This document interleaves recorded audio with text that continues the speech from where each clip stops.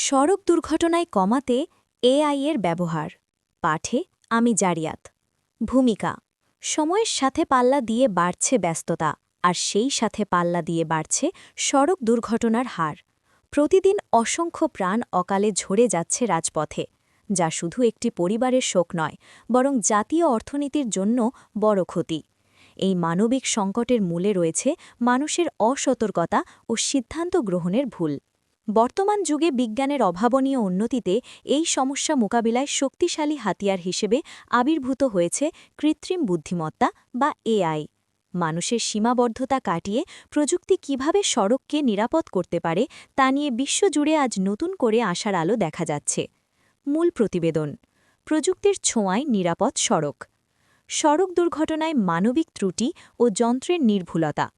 পরিসংখ্যান অনুযায়ী সড়ক দুর্ঘটনার প্রধান কারণ হল চালকের অসাবধানতা, মোবাইল ফোনের ব্যবহার, ক্লান্তি কিংবা বেপরোয়া গতিতে গাড়ি চালানো।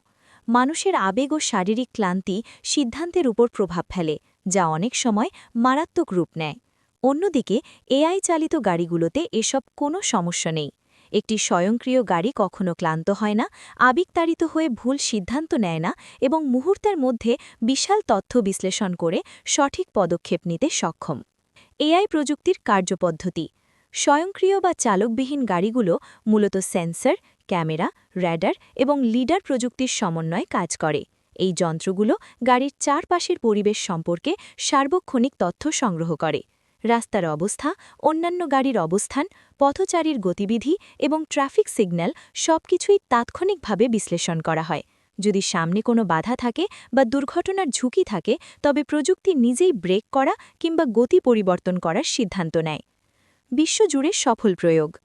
গুগল, টেসলা ও উবারের মতো বড় প্রতিষ্ঠানগুলো ইতিমধ্যে চালকবিহীন গাড়ি নিয়ে ব্যাপক পরীক্ষা-নিরীক্ষা চালাচ্ছে।